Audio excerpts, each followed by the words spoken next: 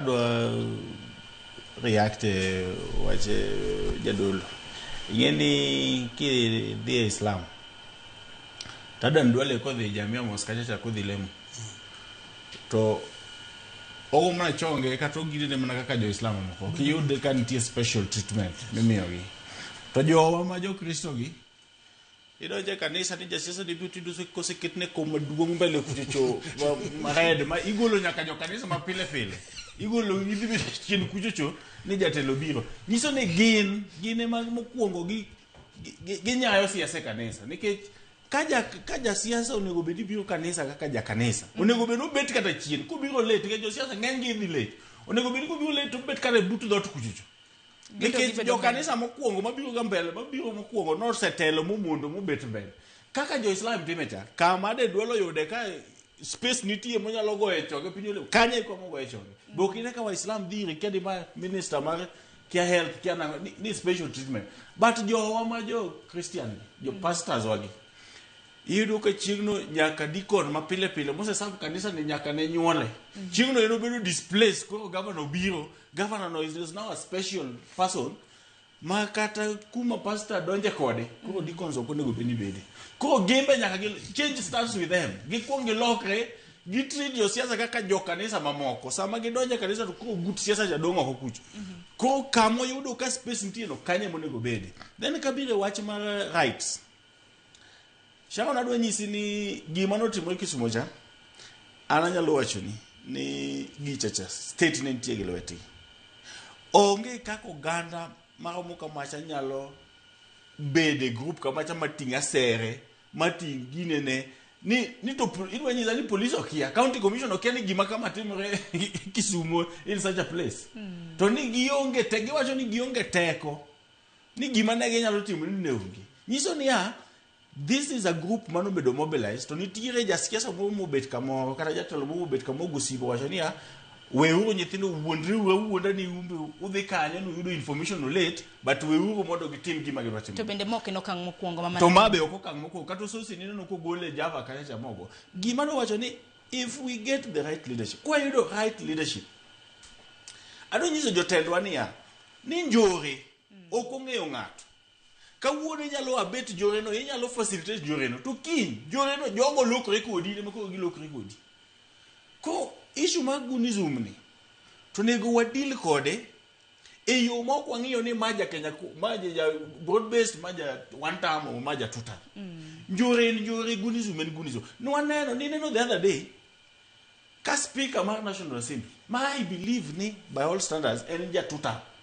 ko dhiel ikomen jare dokeli nito yudhe ko tameta mani speaker ko ok nyal dhi ndege ni ka ko chiwo 100,000 joka jise nya 100,000 mane miwa 1 million ka onge to kidhi mandego we just like that kuipenjo rincho nyithindo gi yudo guts kanye mar gonengo ni gimonego bene gi yudo yani chal ka gima ochuno ni nyake mi kata mana nyathi manyoro no tho e bunde mineno no go Cecil mawuok e constituency na Cecil Louma donc odie function mar Fikrini Jacobs the PA the PS to kotieko function cha to Fikrini Jacobs omiyo 10,000 to kodhi vijana ka goni dok ne siling 10,000 dinyise ne kokonya miyo wakama to kowe ko hembe because you the gore ko the gore gi PS yeko okay makelo ko bodyguard go ege bundi so gini be kata ko wache to you the wobe nyaka ngi ni right ni kata freedom ni ne washoni orumo kama mar ng'ama chielo chakore nyiso ni kawuono Sharon kan gi freedom of movement to ka chopo but compound kuma fence ni ogike mochakore ma ikete gate nicha to freedom na rumo kanyo kuro ine ma in gi freedom of ine minyalo yie nani inya yawo na gate na donji kata wacho ni dala na ka okadwari to onego be na respect kinsa ni dala na ka okidwari to onego be na respect mano nikech freedom no rumo gi kanyo kata mane politics you have the right to associate with any politician bedwa to keep feel ni this particular politician okadwar manifesto ne okadwar gik molando gi keke dhi gireno kaka orengo ginene ni kanisa kasecha gisefuna jo tutam kata yudhe ma support serikal broad base weu orengo ginu lema kama gileme no gitim giego ni kech gino kedwar ko kikidhiye but the moment me dhi michopo kacho orengi rito gi police kata ka sirkal okawo police eka orengo nigi teko kata en gi thuolo en gi nyalo mar aya jok ma jorit mare manyalo rite ma kidhi ka koro idwa kalo idwa infringe a right ne kata freedom ne to koro nyiso jo kaka mondo goyi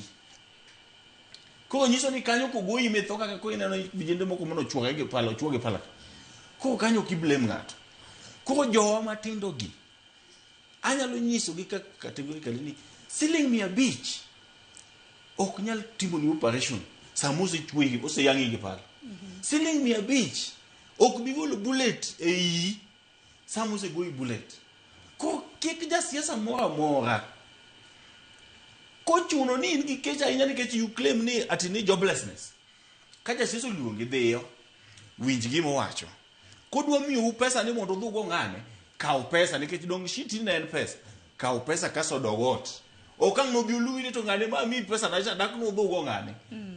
inyalo in gi ratio ma di report kata ka police wacho ni ngane no miya pesa ni mondo adhi go ngane to no ka dhi go ngane to nikech nan gi shida ma an kaw pesa dhi anyiewo go gine na cham onge kumang ni twi nikech no kikwae be no kidhi mae